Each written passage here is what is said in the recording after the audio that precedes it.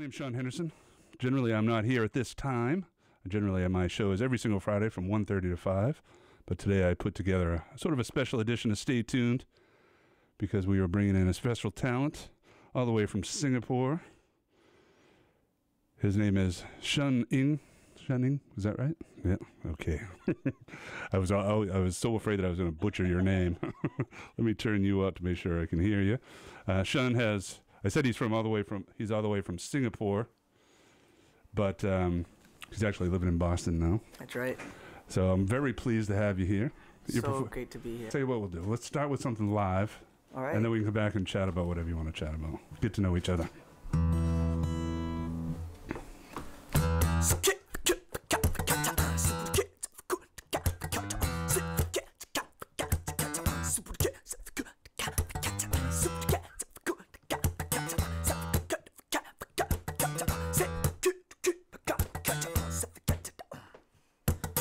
Now look here, baby, I got something to say. I can't move anything that stands in my way.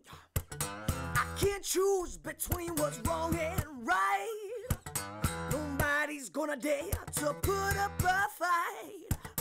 I've got the power to make the music stop.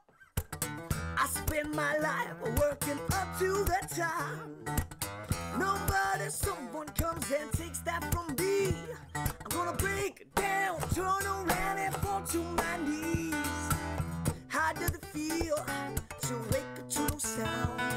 To get up out of bed just to be kicked right down. Let me tell you, baby, your rights ain't free. But to some, they're just a luxury. So slam, bam, kick to the floor. 1, 2, now 60,000 more. The world is dying, still you got no reason to change.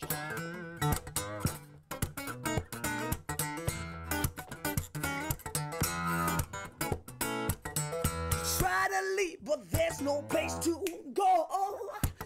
You try to stay, but there's no place called home. Find no beauty in the birds and the bees. It's just hate and they you think, why can't I be as free? How does it feel to wake up to no sound? Get up out of bed just to be kicked right down. Let me tell you, baby, your rights came free. But to some, you're just a luxury. So slam, bam, kick to the floor. 1, 2, now 60,000 more. The world is dying, still you got no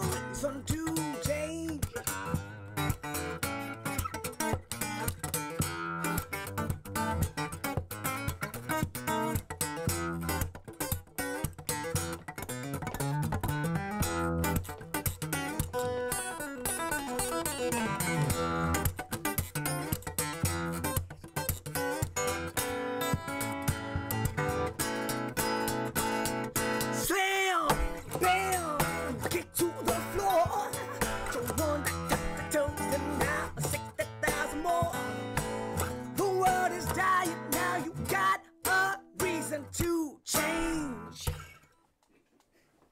Very nice. Shun Ng live right here in the WSCA studios. That was fantastic, man. Thank you so much. And I want to thank you for coming in today, too, making the extra effort to... Shun took a bus down from Boston, or up from Boston, I should say, to be here today. We're very indebted to him for that. Well, thanks for having me. Oh, my pleasure. It was I just discovered you not too long ago, within the last 2 weeks, probably. That was the first I heard of you. And Peg sort of emailed me and said, what do you think about doing, having him come into the studio?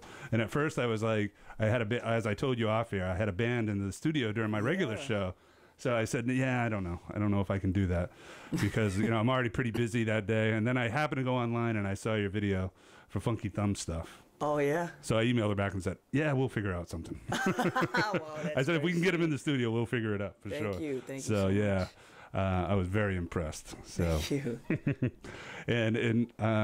So what I want to do during this show is sort of just introduce you to everyone here in New Hampshire, or anyone that's listening worldwide, I suppose, via the web, and get to know you myself. So that'd be good if that's cool with you. That's very cool. You were born in Chicago. That's right. And then you moved. I'm assuming that your parents are originally from Singapore. Yeah, so they are originally from Singapore, but my dad was studying in well, actually near Chicago, Evanston, where Northwestern University, and he was studying there, and they had me there, and then we kind of went back to Singapore. But I always loved the States, you know, for some reason. I think I went back when I was 4, back to Singapore, I mean, when I was 4, and my parents told me I was crying. Oh, yeah. Because, and they were like, why are you crying? I was like, because I don't know if I can get any more hot dogs and burgers anymore. Well, that's a legitimate, that's a good reason, right? That's a legitimate worry right there. That's funny. But I think anybody that was ripped up at that age, you know, no matter where you were from, they could have said, you know, we're moving to San Francisco. And I think that might have, you know, the hot dog worry wouldn't have been there. Yeah. But, you know, it would have been traumatic, I think. Yeah. So you lived there from the time you were 4 or 5? Yeah, from 5 till I was, you know what, till I was 22. 22? 22. And you're, what, 23 now? Yeah, exactly. So you moved back last year. Yeah. And what made you decide to come back to the States? I'm assuming you came on your own. Yeah. And your parents are still there in Singapore. They're still in Singapore. Well, firstly, it was a few things. I had dual citizenship, and I lost my Singapore citizenship. So I came back here. Well, I kind of chose my American citizenship because, you know, the music that I want to do, I mean, the art scene here is just so mature, and Singapore has a good art scene, but it's still young. You know, it's still a young country. Right. And I love Singapore, but you know, for what I want to do, I want to expand. And Singapore's really small, really small. So it's great to come back here, and you know, the music that I love all originates from here. You know, yeah. So it was like a no-brainer, and I've always, you know, when I was a teenager, I dreamed of going to Berkeley. So that's why I wanted to come to Boston. And when I got to Boston, I was like, I loved Boston. Yeah. So I mean, that's kind of why I'm still there. Right. Yeah. Well, that's good. Well, we're glad you settled. Just to get back to, you lost your citizenship. Well, how did that happen? Well, I wasn't born in Singapore, so my birth certificate is a U.S. birth certificate. Oh, yeah. So I had like a citizenship certificate for Singapore, and I had a passport, but... Were your parents Americans? No. Actually, Really? just pure, you know, but I was born here. Yeah, and then I had to serve the army for 2 years, the Singapore Army. It's mandatory. And then they just cut it short. And they said, yeah, you turned 22 and you're done, like, because your citizenship is going to expire. You have to take the oath to Singapore and denounce a U.S. citizenship. Because Singapore doesn't like dual citizenship. I think it's too small. But America was cool, right? With everything. And I don't think it was an issue. But for Singapore it was, and I chose my American citizenship. Oh, right, okay. Yeah. I was just, because I was wondering about that. It's like, okay, well, like, we'll serve in the army and then you're out, you know? Yeah, it's weird, right? It's it does seem weird. Because in America, if you're born, you know, you can, if you're an American and you're born in Singapore, you're still American. You can have, well, I don't know about Singapore. You can have the dual citizenship. Yeah. But, okay. So, that's, now, is there a loss to that? I mean, do you feel like a bit of a loss not having that citizenship in Singapore? It's a fantastic passport. I mean, you don't have to have, you can basically go anywhere without a visa. And it's a beautiful, Singapore is a beautiful place. I always miss it. My friends are there, my family's there. You know, I'm kind of going out into the unknown in terms of, you know, because I started my career in Singapore and I was doing pretty well. And coming here is like starting over completely. Absolutely. You know, and it's scary, it's exciting, but I feel like it's a calling. You know, I have to do it. It's not my choice. You know, I feel like I'm part of something so much bigger, music, that I don't have the choice to be selfish and just say, yeah, I'm just going to stay in Singapore and do my own thing. You know, I felt like I had to do it. You know? Well, I think musically speaking, I don't know, because Singapore is so small, but musically speaking and career-wise, it just makes sense. Yeah. If you have that calling. Yeah. You know, if you have exactly. that, you know, if you have that soul that just won't let you sort of sit there. Yeah. And I don't know. I mean, I don't know of any other Singapore musicians that tour. I don't know any other Singapore musicians, period. So yeah, there's one, Jeremy Montero, who's a fantastic jazz pianist, and he's world renowned. And he was, I just did a concert with him last December, but he was one of my heroes growing up because he was doing it, you know. But he's still based in Singapore, but he does stuff everywhere. He's fantastic. Oh, nice. But you know, it really is like you say, you know, I just can't sit around, you know. And it's not that Singapore's art scene is great. It's just that, and we have great acts coming in. Like fantastic Esperanza Spalding, Hiromi. I saw Buddy Guy, Tower of Power, Earth, Wind and Fire's, Trombone Shorty, all in Singapore. Right. So it's great. It's really good. But it's small. If you want to do like a tour, it's so small. It's right. It's so like, if you were going to compare it to a state, like Massachusetts, I mean. No, it's nowhere near the size of Massachusetts. So Massachusetts is much bigger. Much bigger, yeah. I think. I mean, so Singapore is it's like shaped like a diamond. So across, it's about 42 kilometers, which is I think about 38 km or 35 miles. 35 right. miles, yeah. and probably like 20 miles up. Oh wow! So it's tiny. Very. I mean, that's almost tiny. like. I think Boston is probably bigger. I think probably yeah. It's tiny, yeah. Wow, that's interesting. Well, we're glad you decided to come here, and it's thank you. And I'm glad you decided to come here today too. For that matter, time right now is 6:32, and we're live in the studio with Shun Ng. Well, let's do another live thing, then we can come back and talk about what your plans are as far as touring here in the United States and what's happening. Cool.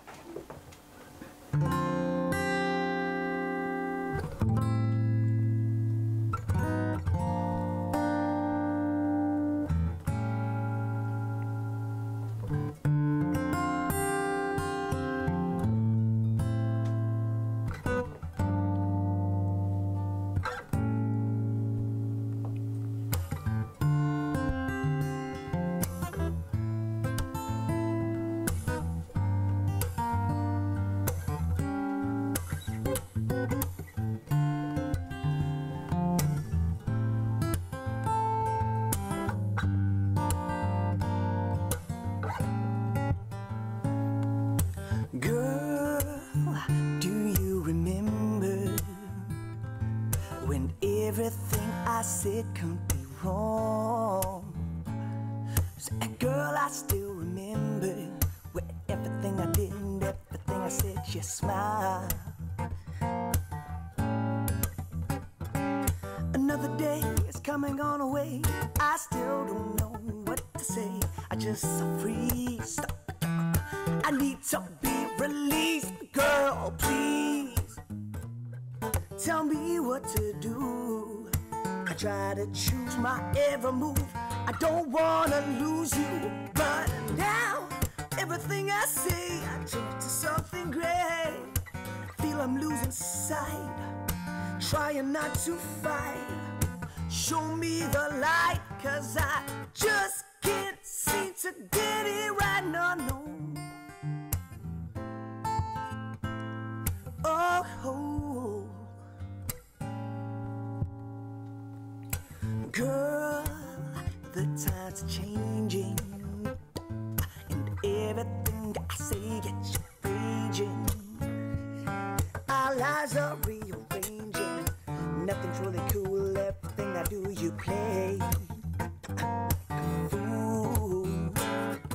Another day is coming on the way. I still don't know what to say. I just freeze.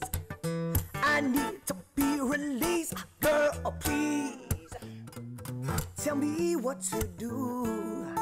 I try to choose my every move. I don't wanna lose you, but now everything I say turns to something great. I feel I'm losing sight, trying not to fight.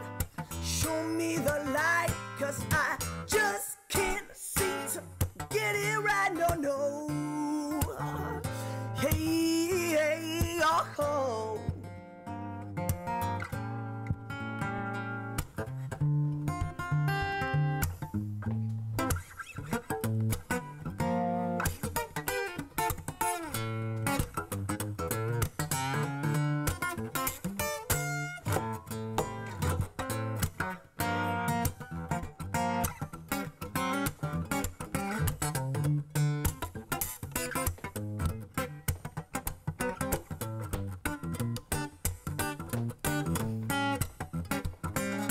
Another day is come and gone away. I still don't know what to say. I just freeze. I need to be released. Girl, oh please tell me what to do. I try to choose my every move. Don't wanna lose you, but now everything I say I turn to something great. Feel I'm losing sight, trying not to fight. Show me the light, cause I just can't seem to get it right now. No, no, I just can't seem to get it. Just can't see. No, no, no.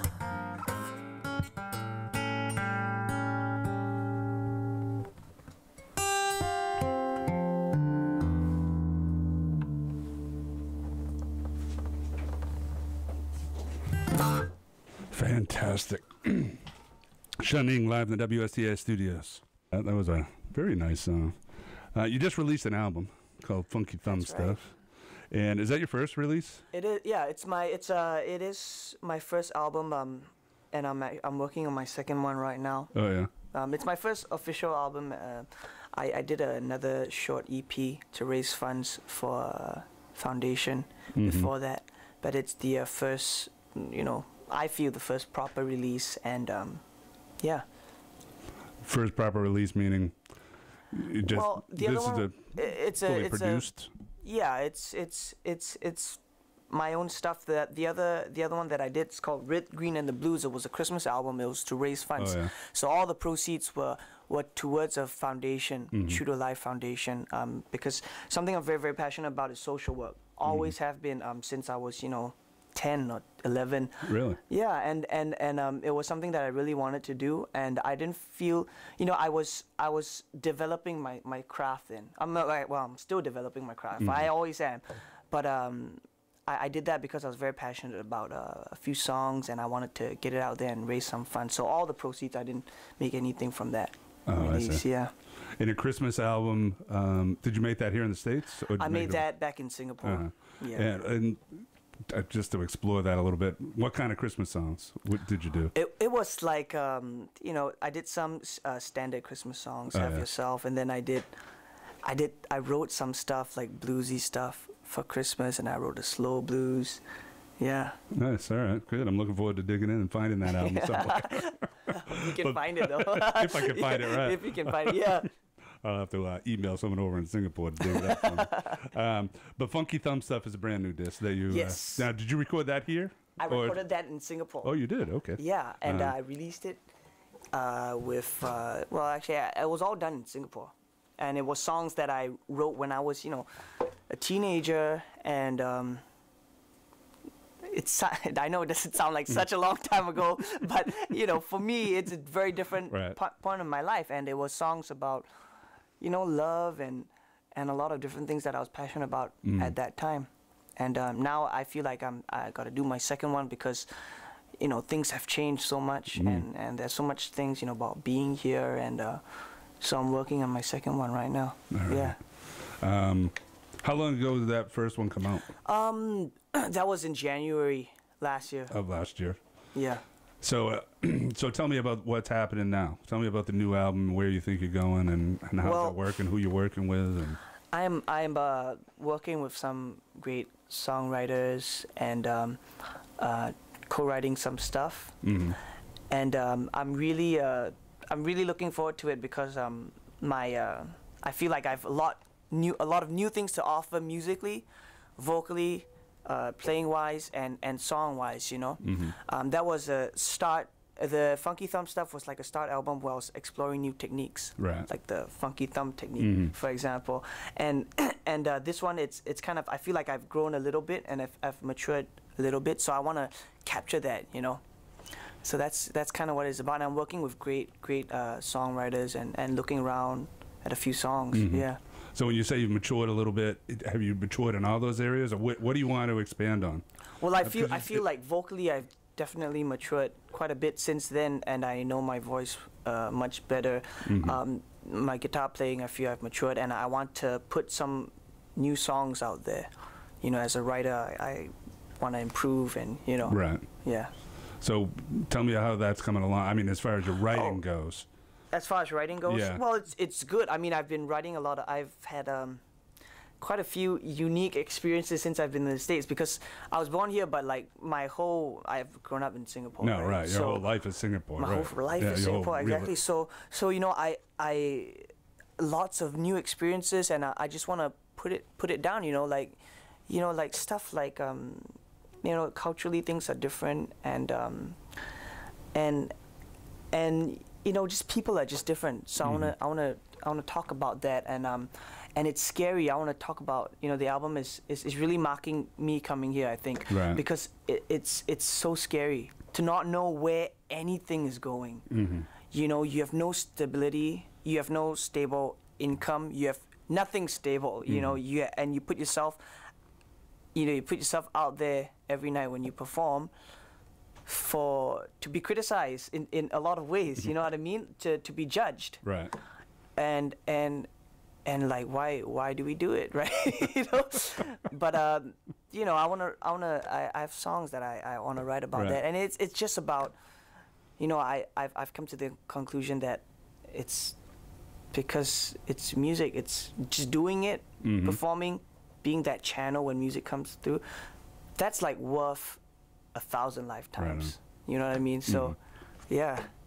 Oh, Lots of new stuff. that's good. And I'm looking forward to seeing how that has developed. How many do you have? A bunch of new songs, or? Yeah, I think I have like, I've written about 7 or 8. I don't think they'll all make it in, and then I'm co-writing too. So I have about 15, but I think it will just be about 11 tracks, and I'm gonna get more. I plan to get like 30 songs or 40 songs, and then cut down from there. Right. Yeah. Well, that's great. So when you say you're co-writing, is it people that you've met since you've been over here that you've started to write with, or? Well, a lot of the people that I've met is through my manager, Ralph Jacadine. I'm getting a lot of help from Ellis Paul, who's, in my opinion, one of the country's greatest songwriters. Yeah, you know, so he is a brilliant songwriter. He is amazing. I was going to ask you about that to see if, and I assumed that you had connected with him because of Ralph, you know. Yeah. But there is no better person in the world Yeah. to teach you about songwriting, the craft of songwriting. Exactly. I mean, he is so brilliant. I mean, we do very, very different things. Absolutely. My background is very soul, R&B, and it's very guitar centered in some ways, and we have very different voices. But he's so good that he's a true artist that it doesn't matter. It breaks that. It's not like I have to become folk singer and he's going to teach me only how to write folk songs or help me with that. He's such a true artist that he gives you the concept and you comprehend what songwriting is about. And he's been so helpful. I'm so grateful to him. And you know, Ralph connected us, and he connected me with Susan Catania, who's a Berkeley professor, who I'm also learning a bit about the craft with. The songwriting craft. Songwriting craft, yeah. And there I met this kid. His name is Desmond Scaife. He's 18, and he's like one of the most talented guys I've ever met. Really? Amazing singer, amazing pianist, and I'm co-writing with him because he's very R&B, very gospel, and I love that. So I'm co-writing with him too. Nice. Yeah. Well, looking forward to hearing some of those songs with all those influences. And you know, all these people have been so kind and willing to help, and I think, you know, they believe in music and they believe in me, and they've been really, really helping. good. You know. Yeah. Well, I'm glad it's worked out that way. Thank you. Yeah. Time right now is about 10 minutes before the hour. I feel like we've talked a lot there. So let's do another live thing, and then we'll talk some more. How's that? All right.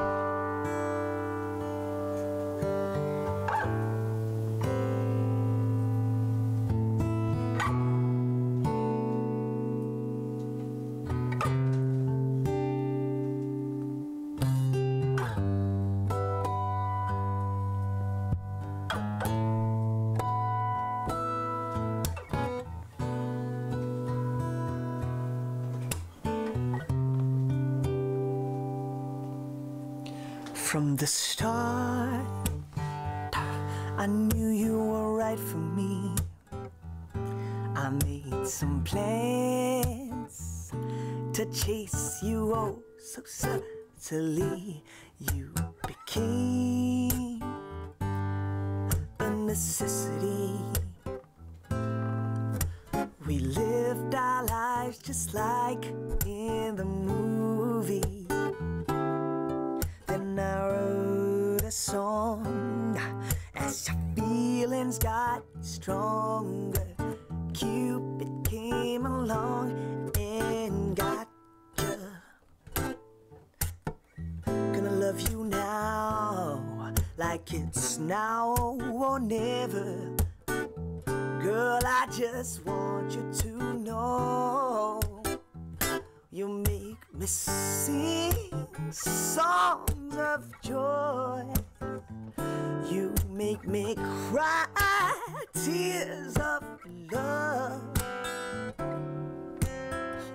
If your love went down the drain, I try to win you over again.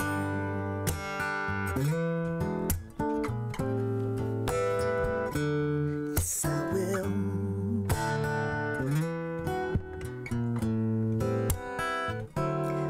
I found reality in what seemed a dream. We go together like strawberries and cream. We can fight and things can get mean. Just know I love you, no matter how it seems. Then I wrote this song as your feelings got stronger. I get to sing the song just to you. Gonna love you now, like it's now or never. Babe, I just want you to know you make me singing songs of joy. You make me cry tears of love. If your love went down the drain, I'll try to win you over again.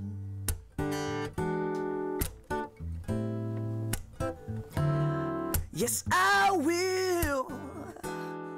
Oh, yes, I will.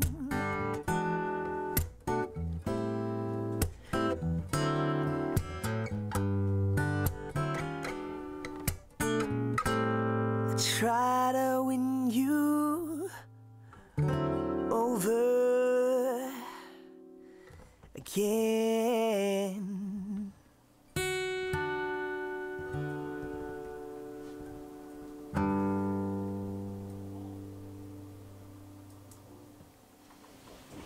Very nice.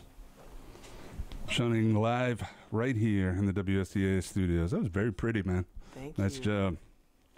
Now, I just wanted to get a little bit, maybe we can get back into dig into a little bit of a history, and I can find out how you come to the sound you're at right now. Because you kind of got that soul funk, R&B thing going for it, really, and you do it really well. Thank you. Thank you so much. How did, where did that come from? As a kid, I was actually, I was never really into music. My parents aren't musicians.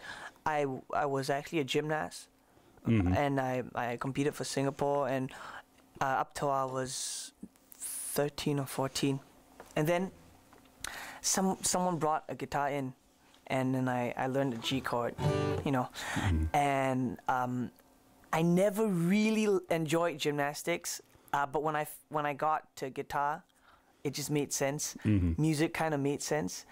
And when I was growing up, well, still I was dyslexic, and it was always a struggle. Like school was a struggle, reading was a struggle, lots of things were struggles for me, and when music came along, you know, it's like suddenly things made sense again. You know, it's like I get it. I get how the world works, and through music, you know, it kind of, in a very real way, it saved my life. You know, because I don't know what I'll be doing. I was so bad at school. I'm not good reading, and I still don't read music because I can't. And I just, you know, I just dedicated all my time because I couldn't do anything else. And I started the electric guitar just like anybody, and I wanted to learn like Steve Vai stuff. I was a huge fan of Steve Vai, still am. Joe Satriani, and then, you know, I was learning all that tapping stuff and all that amazing stuff. And then that was in the first year of my playing. And then, you know, Joe Satriani and Steve Vai would always talk about Jimi Hendrix, and I'd be like, who's Jimi Hendrix, you know? And then I would discover Jimi Hendrix, and I'd be like, oh my goodness, that's amazing. And then Jimi Hendrix would talk about Buddy Guy, and Buddy Guy would be talking about B.B. King, and then slowly, you know, I kind of found my way back to the blues. And for the longest time, I was convinced this was my calling, blues music, like a pure blues musician, because I loved it. I loved the emotion behind the blues, and how real it is, and how down to earth it is, and you know, when they play, you can hear their soul, and you can hear their character, you know, all these great bluesmen. And I would go, and I'll play in the Singapore bars, you know, electric guitar, I'll play blues, and I would go to Chicago. I'll go back to Chicago and play at the blues bars there, and mix around with all these real bluesmen. You know, it's really scary. It's like a room of African Americans, and I'm going in as an Asian boy, small little Asian boy. It was really scary, and they all kind of looked at me funny. But once I started playing, you know, we spoke the same language, and they were so sweet. It's like a family. And then after you know, this whole time, I was being mentored by a great composer from Singapore, one of Singapore's finest, and I think one of the finest in the world. His name is Dr. Kelly Tang, and he is, in my opinion, a genius, and he knows almost everything about everything. But he's a classical composer, so he always got me interested in harmony, and Debussy and Mozart and Rachmaninoff and all these fantastic guys, and you know, of course, jazz people, Coltrane, and I had always had this love for harmony, you know, for chords and for orchestration and arrangement.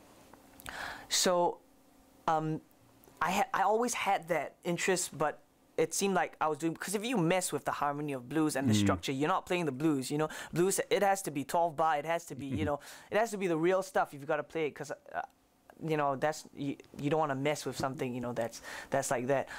And I got a little bit into jazz from the blues, and the blues kind of gave me the foundation to look out to, you know, different things, and it got me into, you know, I always knew about Tommy Manuel, who's a great fingerstyle player.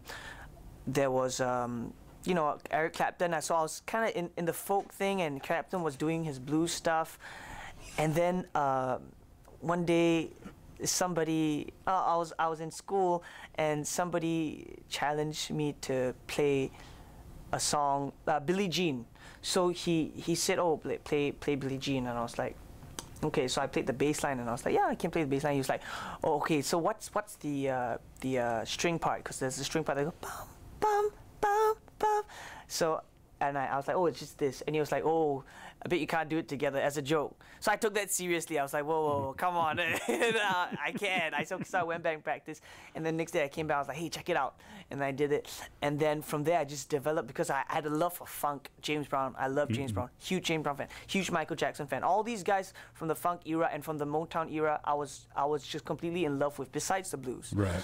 And when I discovered my own style and started developing, I felt like I could do everything. Do it all, right? Do it all, and I could do jazz, and I could. Well, not that I could do it like I was amazing, but as in I had access to it. Right. I wasn't bound by, you know, you have to stay pure. Right. There's no stop signs. It's, exactly. You know, no stop signs. The roads. And I could be completely creative, and I could not let any preconceived ideas of what the guitar was affect me, and just approach it like it's a new instrument. You know, I've always wanted to play the guitar in a way that when people watch, they feel like they're listening to the guitar for the first time. Right. You know what I mean? And I drew influences from bassists and and you know, horns like Tower of Power, James Brown, all that stuff, and then I kind of developed, you know, a style, I guess. Yeah.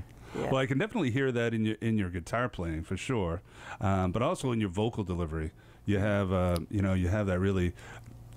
Michael, to me, you have a really reminiscent voice of Michael Jackson. Well, that's a very, very high compliment. Yeah. Thank you so much. You know, so you know, you can hear that. So the Billie Jean thing makes sense that you would do that. So actually, do the initial riff there on how you got them all together, and then we'll come back and we'll talk a little bit about. Yeah, so I started with a bass line. Right. So he was like, so the bass line just.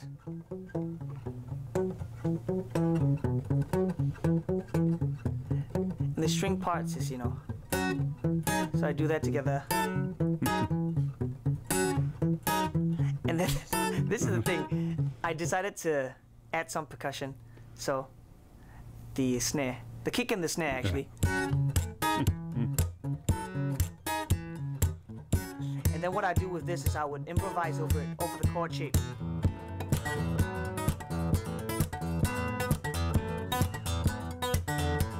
And then I sing. You know? Yeah. All right, you did all right.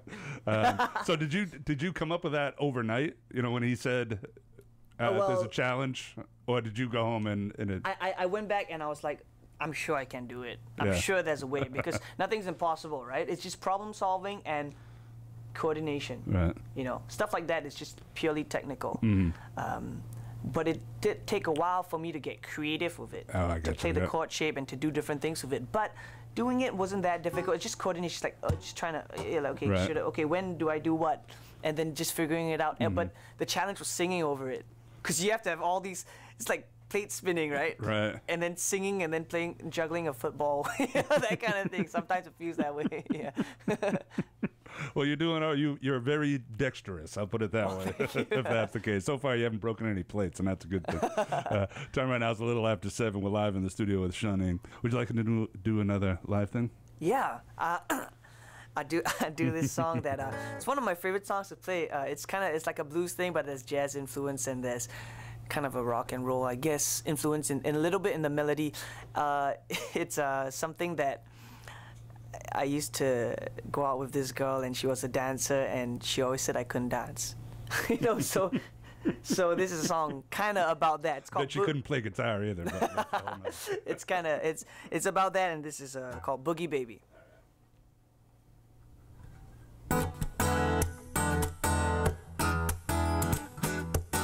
She dancing around in her dancing shoes. My baby tell me she don't like the blues. Somebody save me. That's my lady. She driving me crazy. She my boogie baby.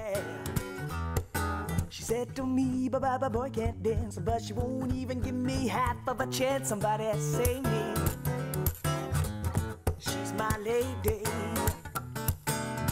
She's my boogie baby.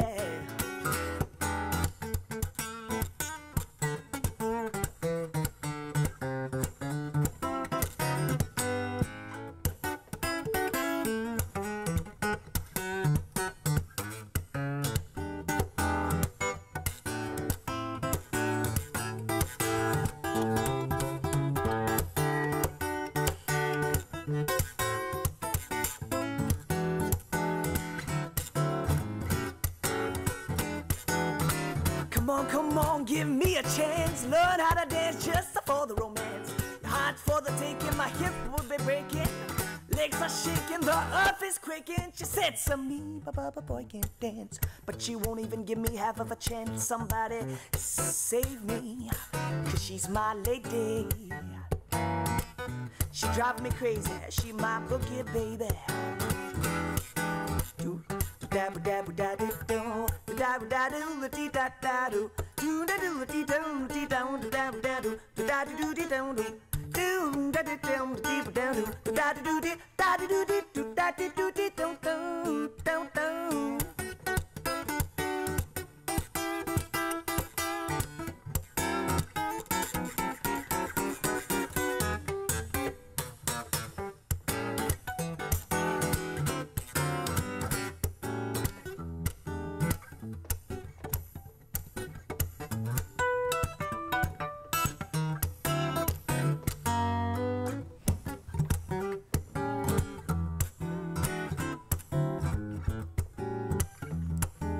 went to school to learn some moves. A teacher said to me, boys got the groove.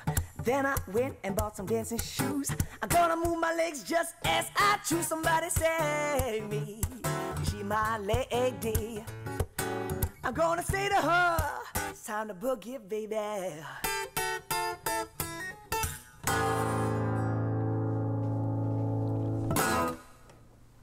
Very nice. That's a fun song. Shun Ng live in the WSCA studios. Thank you so much. That was very nice. Thank you. That off. Fantastic. So, let's see. I wanted to. I know we don't have a ton of time here, but I wanted to go back to the album, the album that you're making now. You're in the process of writing it. Your goal is to get 30 songs and whittle them down. When do you think that's? How far along are you? Well, I've been doing some demos, getting some feedback. Well, I think it'll be done before the end of this year. It should be released this year. If not, I'll definitely release something this year because I want to release something in the States. And if not, it would be an EP. Oh, okay. But it will be interesting and new and different. So, do you think you're going to go stylistically? Do you think you're going to stick with the blues? Or are you going to move all over the place? What's the focus going to be on? Well, it's gonna. I think I'm gonna still keep it soulful, you know, because in my heart, I love soul music. Like that's what I'm about. I mean, there are great artists who focus on songwriting. There are great artists who focus on technicality, and that's what they bring to the table. But I guess for me, it's always been, well, it's a little technicality, and I want to do something. I want to push the limits of the guitar. But it's always about soul, and I think I want to have good songs that have great meaning behind them. And I think the direction would probably be, it'll be still bluesy, you know. That's kind of like my musical roots. And it will be bluesy, it'll be soulful, it'll be funky, and you know, hopefully a little sweet at the same time. Right. Oh, that's good. So I guess the reason I asked that question is, and I haven't heard the whole album of Funky Thumb stuff, but it seemed Funky Thumb stuff. Anyway, that song, it just seemed to be guitar driven. Yeah. You know, and I know we've been talking about your developing your songwriting and your presentation. But I guess that's the reason I was asking about that. Where it was going? Yeah, Funky Thumb stuff was really because I think it's a new style, you know, in many ways, and it's quite a unique approach to the guitar in some ways. I mean, there are lots of great players doing acoustic music and doing it funk style. Oh, there's a lot of funk. Yeah, there's lots of great guitar players. But it was sort of an exploration of a new technique that I was developing, and it is guitar driven. Yeah, a lot of my songs are guitar driven, but I like to see it as more music driven. It's because to me my passion is music. You know, harmonies and how you know Beethoven can say so much without a single lyric. That's always been my passion. And to me, the music of things, the chords, the movement, the rhythm, has a big part to play in what I want to present to the audience and how I want to make them feel. But now, you know, I'm getting into the world of songwriting, and I want to find a balance between both. Right. Yeah. You know, like great musically, and it pushes musically, but it also has depth lyrically. I guess that's the next that's level. that's where it seems like it was going. So that's good. You know, that'll be it'll be an interesting journey for sure. It is. Yeah, it's fun, interesting journey. Absolutely. Do you think there will be ever a instrumental album in your future? Or? I have fans who are guitar players mainly because like you said, it's very guitar driven. So my fans in Singapore and you know in Malaysia and in that region, and actually some here always ask me to do an instrumental song. They're like, please write an instrumental song. But I don't know.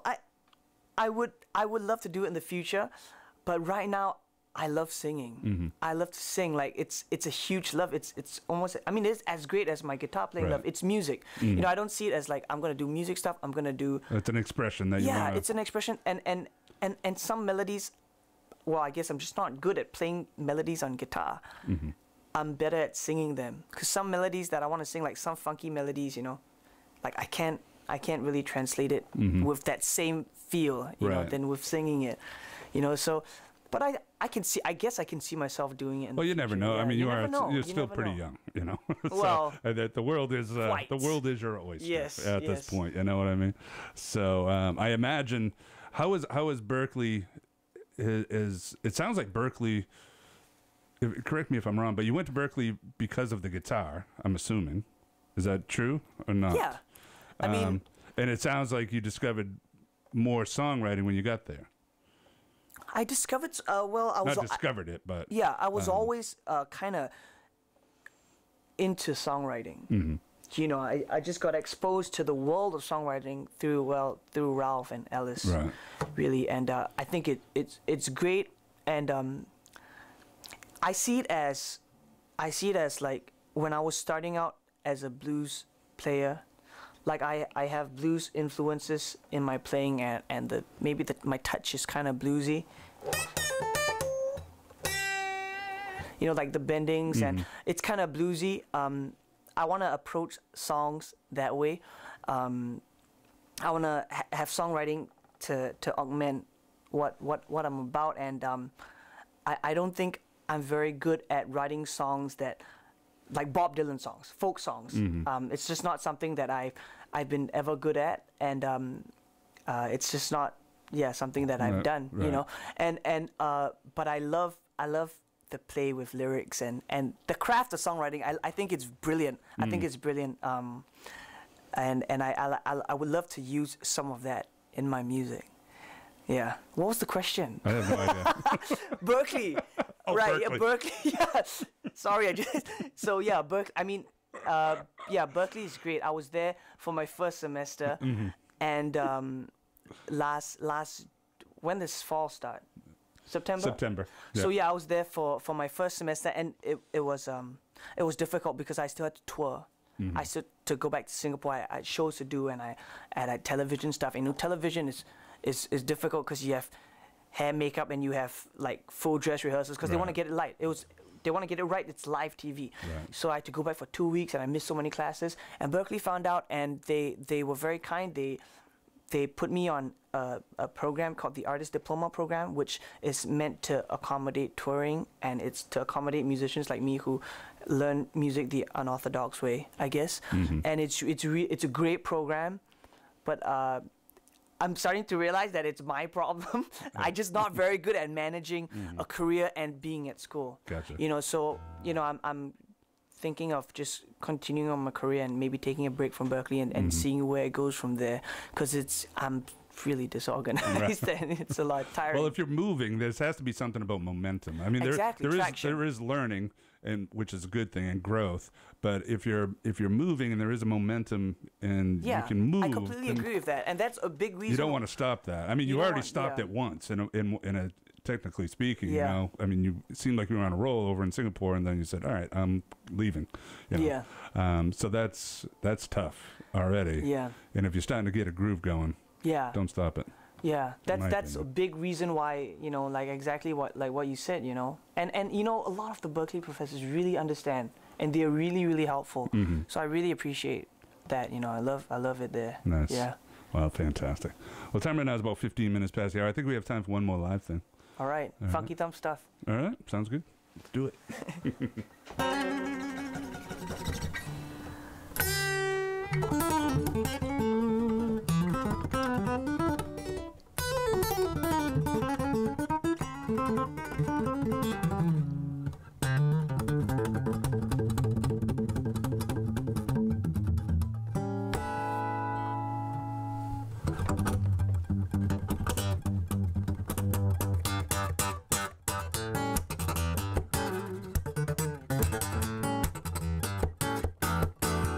Gonna have some fun. Got the rhythm dancing in my thumb. Gonna bring it up high. Play the swing that till I die. Gonna get my fingers in it and go. Funky thumb stuff now. Gonna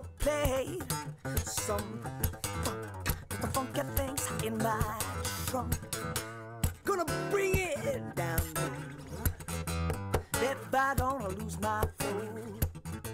Gonna get my fingers in it and go.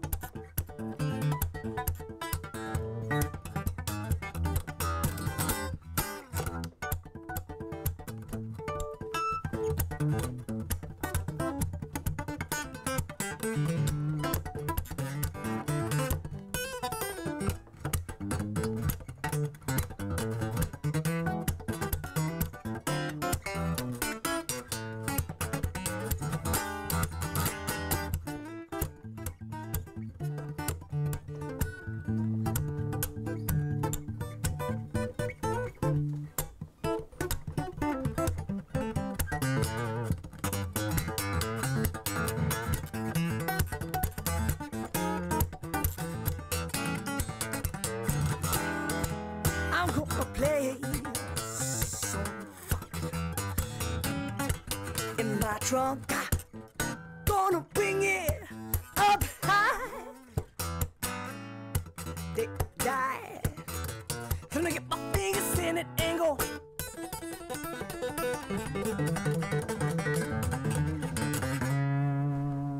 A funky thumb stuff. Very nice. Shun Ng live in the WSCA studio. Some funky thumb stuff for you. That's the title track off his most recent release. I encourage you to pick that up if you like what you're hearing. Well, I can't thank you enough for coming in. Thank you so I much appreciate for you. having me. Appreciate you taking the time and just giving of your time, really, for that matter. Thank you so much. And the best of luck Thank you. in everything you do.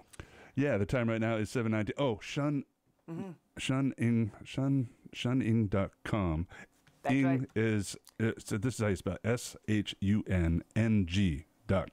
It's two separate words. Right. Yeah. Two separate words. And have I been saying it as one word all day? No, you've been fine. I'm just clarifying. Right. Yeah. So Shun is SHUN and his last name Ng is NG. That's right. So shunning.com. You can learn more about him. You can see some great videos there too. There's videos of you performing over in Singapore for the president. Those are pretty cool videos.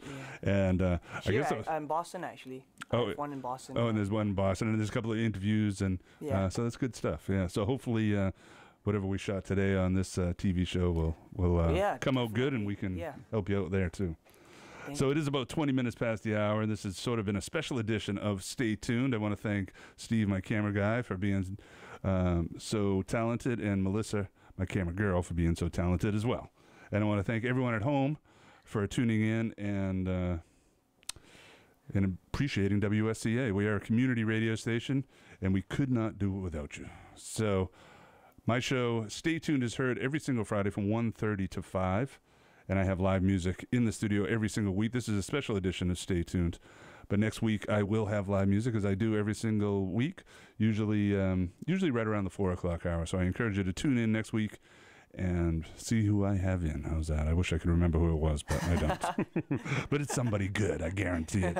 So I'm going to turn you over to Otis right now and say goodbye. Until then, be good to yourselves, be good to one another. I'll see you back here next Friday.